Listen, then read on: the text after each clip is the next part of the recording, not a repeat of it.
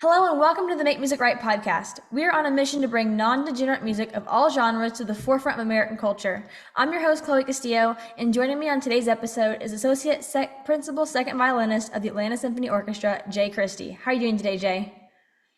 I'm doing fine. How are you, Chloe? I'm great. Thank you so much for coming on. It's great to see you.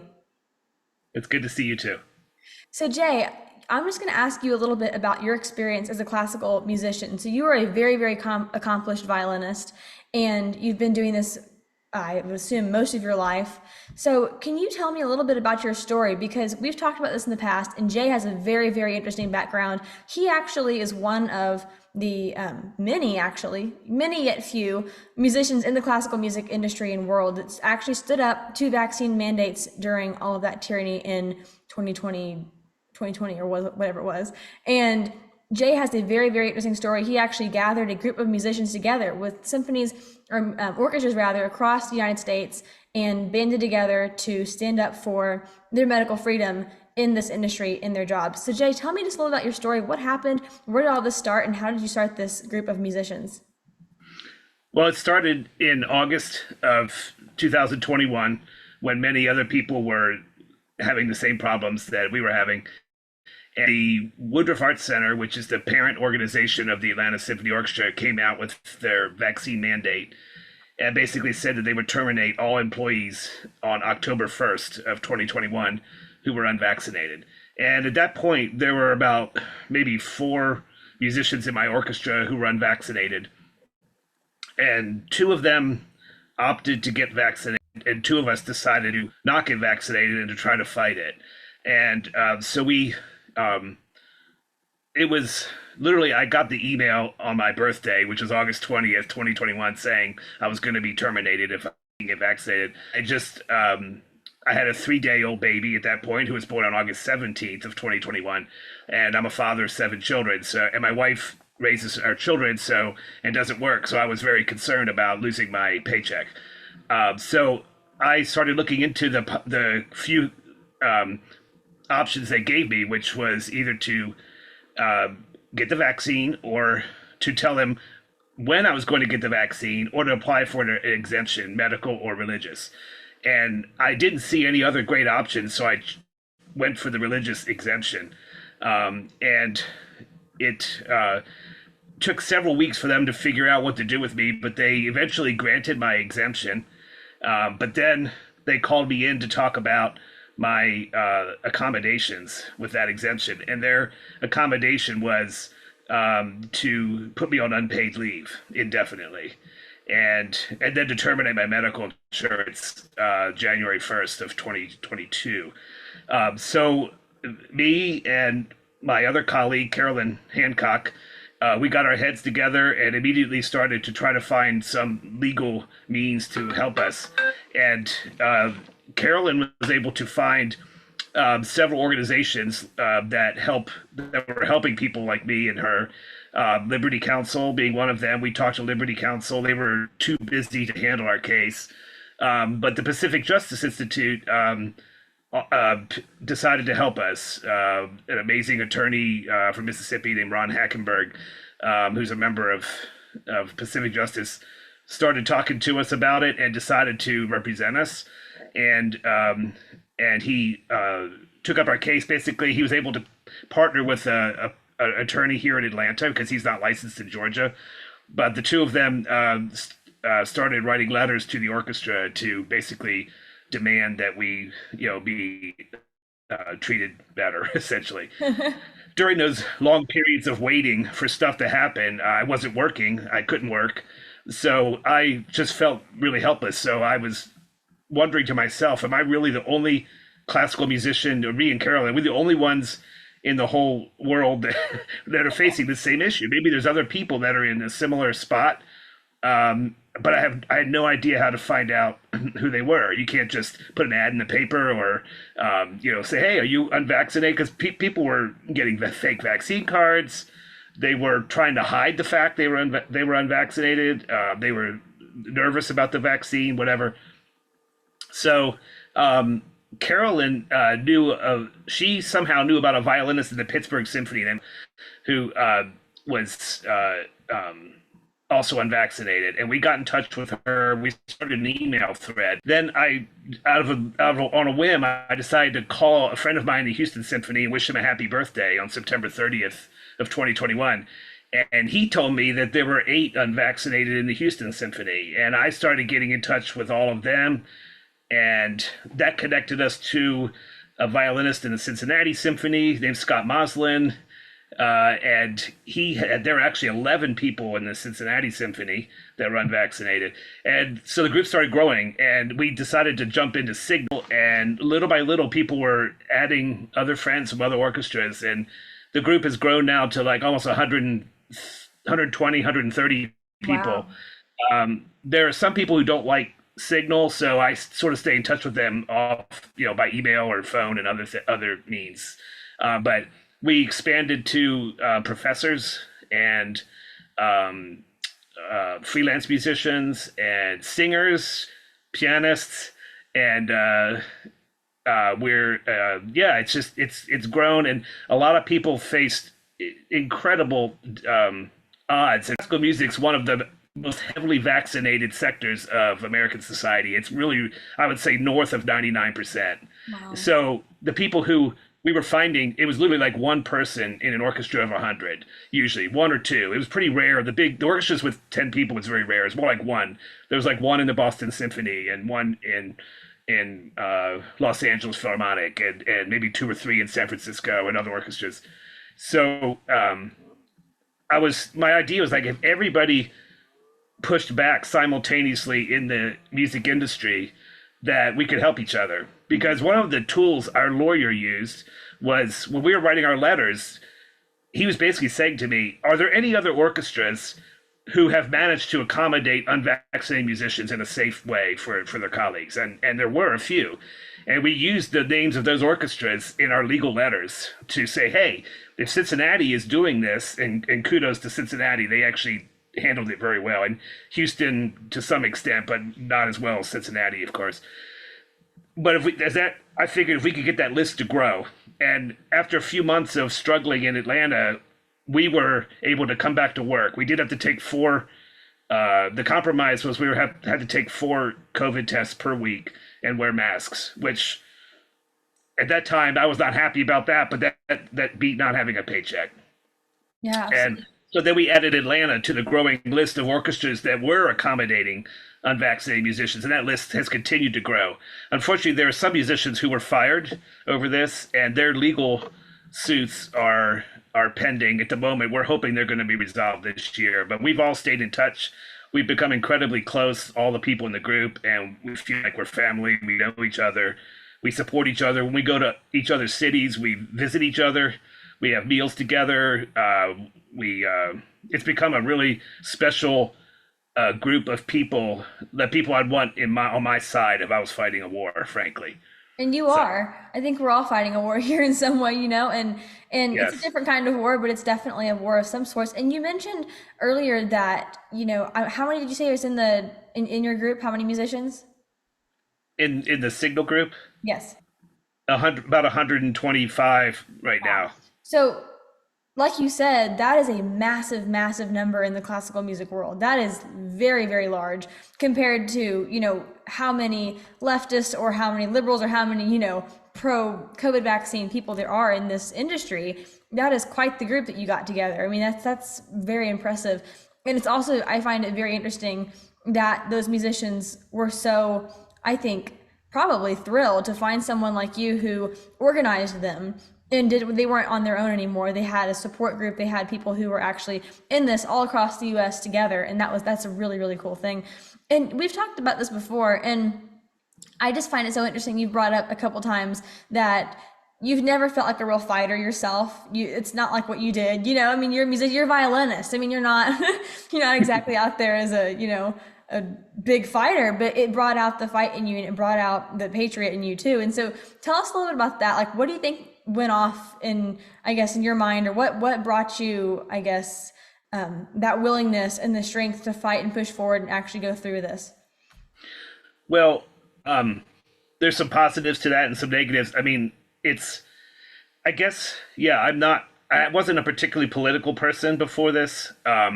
I wasn't I wasn't much of a fighter. I don't like to fight. I don't like conflict. Um, but I just felt like the world was coming along and taking away everything I had worked for over 50 years. I've played the violin for over 50 years. I've been in the Atlanta Symphony for 32 years, and literally in one email, they were going to wipe out my entire career and put my kids and my family on the street, essentially. And it just struck something so deep inside me. It's hard to describe, but I just immediately could felt that call to go to war, and it may sound really funny, but when the orchestra settled, I actually was there was a small part of me was almost disappointed because I was so pumped up to go 15 rounds with them, and but it was for the better, and I'm glad we got back to work. But there's other people that are in the same boat, but yeah, it's changed. It sort of felt like I sort of ignored all the nonsense that goes on in Washington D.C.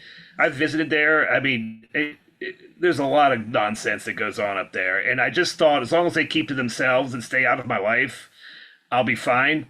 But I felt like this particular thing reached into my life, and my wife jokes she's never seen me write so many letters. I mean, I've written to governors of every state and written letters to political people, and I've tried to, just try to change this any way I could. I mean, I had the problem with me is I work a lot, so when you take away all of my work at once, suddenly I got an awful lot of creative and nervous energy to burn, and I burned it. I mean, during those months I was on unpaid leave, I was burning it every minute of every day, and trying to help. There was a part of me too, I am a Christian, and I believe in God, and I believe in helping others, and even though initially I was selfishly trying to help myself, the project turned into really, really, truly wanting to help other people and being so rewarded by that, by being able to share a contact with an attorney with a musician who was losing their career in another city or state, and talking to them and showing them the copies of my legal documents so they could really understand what I was doing and how we had moved the needle in Atlanta. And I thought everybody needs to fight and move the needle in their particular zone, whether it's, the St. Louis Symphony or whatever, New York Philharmonic, wherever it is. Everybody needed to try to move the needle the way we did, because that's the only way it was going to change. And this could apply beyond music, of course, because this happened to nurses and military people and doctors and firefighters, whatever. It happened to teachers, and I just want to encourage everybody that when something is unjust, you need to stand up and push back. If we don't push back, then evil's going to take over the world. Absolutely. And you mentioned a minute ago how for most of your life, I guess, what happened in DC happened in DC, and as long as they didn't mess with your life, it was like, y'all work it out, have a great time over there. And and I think that was the majority of Americans actually until COVID hit, and we saw what our government could do to us and what they were willing to do to us. And I think it was a pretty big shock to most people. And there were some that were already awake, but I think the majority of our country was like, whoa, we didn't know that our government would actually do this and actually overstep this large of a level and actually get involved in our individual lives and try to, destroy them basically. And so I think that's very, very interesting. I think that's something in the music industry now. Let's just talk about the conservative movement a little bit. I know you're not involved in politics, but I'm pulling you in here with this little podcast. But That's okay. but in the conservative movement, though, if you've ever listened to any of these people talk, Charlie Kirk or whoever, we talk a lot about the culture war, and I think that's kind of we're in lots of different wars right now, but in our culture and society and whatever, politically speaking, but in our culture especially, we're up against this monster of, I guess, several things. One, the left's indoctrination, I think, of people through popular music. And then two, also just the way the music industry works and the way it's overtaken completely, whether it be classical or, pop music. It's very much so overtaken by those who are not on the side of freedom, to put it, lightly. And I think that it's very interesting to see people like yourself who were not previously involved in the conservative movement, or even that you are now, but who were just, you were living your life like a normal person, and you saw this happen and you felt the need to step up and do something. And you are so right when you say that if if everyone actually does something in this fight, if everyone's willing to step up in some way, put their careers on the line, in fight, you didn't know where this was going to go. I mean, you could have totally lost your job from this, but you were willing to fight. And I think that's very, very important in America in general, but let's just narrow it down, at least to the conservative movement, to be willing to, I guess, lose that comfort of everyday life to be willing to fight. And I think that right now, a lot of Americans are very comfortable. We've been comfortable for years. We've been blessed with living in the freest country in the world. And now that it's starting to turn around a little bit and not go down that path anymore, I think Americans need to realize that if we want to keep this America we're used to, we have to fight. Whether that be fighting your, orchestra's vaccine mandates, or whether that be pulling your kid out of school because of what they're being taught. There's so many different levels of fighting this. And I think that it's especially interesting to see musicians like yourself in the classical music world who actually stepped forward and fought, because there are so few. That was quite the battle to go into. So very, very interesting story you have there. So, Could I add something, Chloe? yes, absolutely. I'm going to speculate as to why there were so few of us.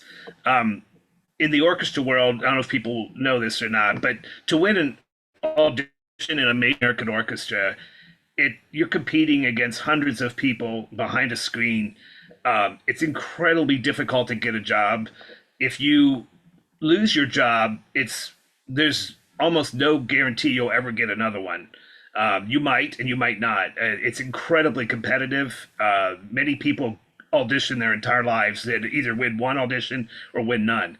And so I think a lot of people were faced with a really difficult choice, even more difficult than maybe some other sectors of work, where you could leave one, whatever, say a hospital as a nurse, and go to a different hospital or a different clinic or something.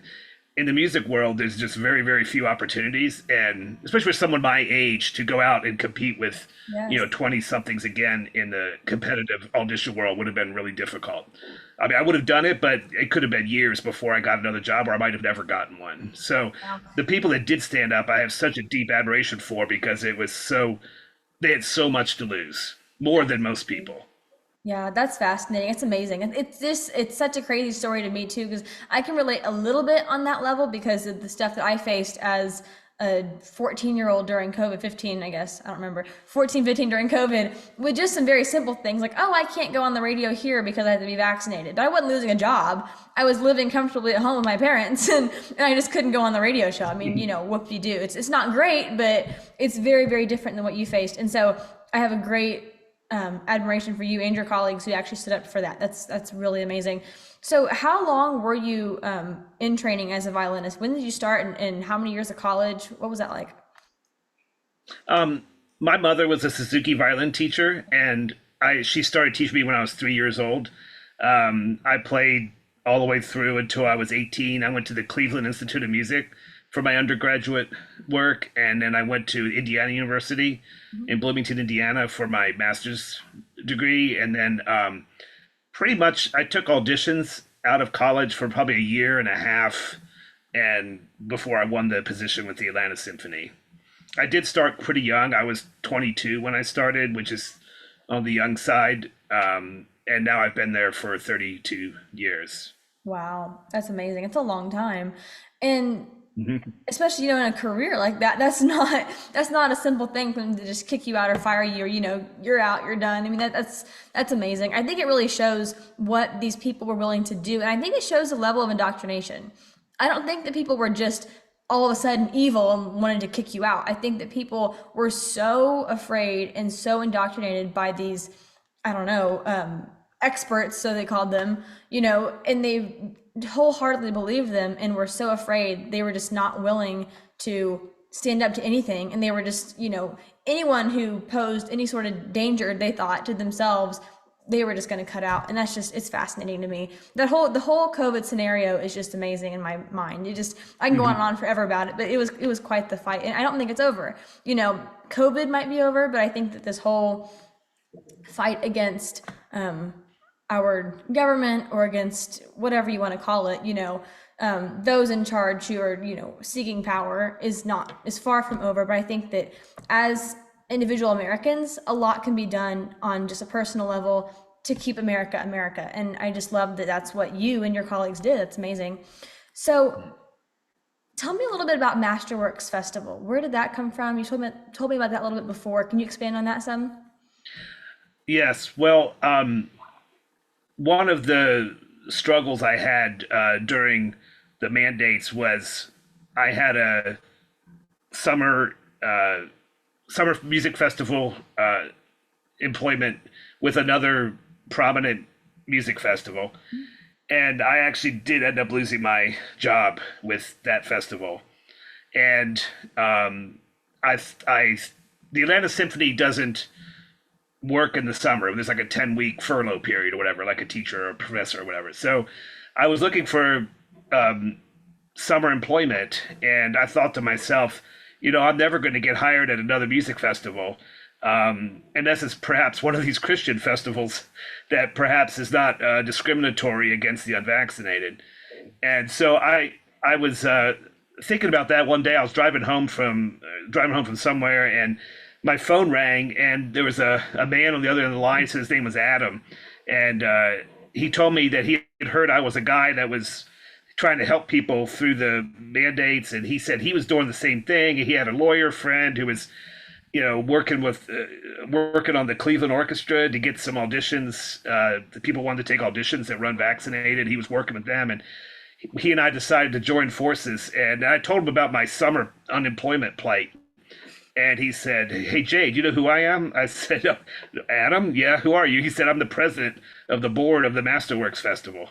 And I about dropped the phone. I was like, "Oh, wow." I said, "You don't by any chance need another violin professor or teacher or player, do you?" And he said, "Let me get back to you on that." And he did get back to me. And so I was able to land on my feet with a wonderful job at the Masterworks Festival with wonderful colleagues. It's a summer performing camp for 14 to 24-year-olds, but it's a Christian festival as well. All the faculty are Christian. They welcomed me with open arms. There was no, I felt like I'd come home, like I was with people that didn't care what I injected in my arm. They were more concerned with what was coming out of my violin. And I thought that was just really special. And so I started working at Masterworks in the summer of 22. And this coming summer will be my third year there, and it's a really special place. The students are not all Christians, but we enjoy. It doesn't matter. We accept all students at Masterworks, regardless of background or religion, and but we it's just a special place, and I'm very honored and blessed to be working there now. That's amazing. I love it. So, Jay, closing thoughts from my audience here. What's your advice, I guess, just to young people and people who are well into their careers as well, as far as it comes down to, I guess, standing up for your values, standing up for your freedom, no matter whether it be COVID mandates or just when your values are being compromised in your workplace or wherever you are. What's your advice to those people? Do the right thing. Stick to your guts. If your gut's telling you that something is wrong, it just might be wrong. To take your time making the decision. One of the things that bothered me is that I was not given the time to decide if the vaccine was what I really wanted to do or not. I was basically had a gun to my head. I had to take it immediately or lose my job. And that's not a comfortable place to be in. And especially, I didn't have all the information in my head at that point that I do now about the side effects of the vaccine and the negatives of it. But there's something in my gut that was just telling me to be cautious, tread carefully, be wise, wise as a serpent, harmless as a dove, that kind of thing.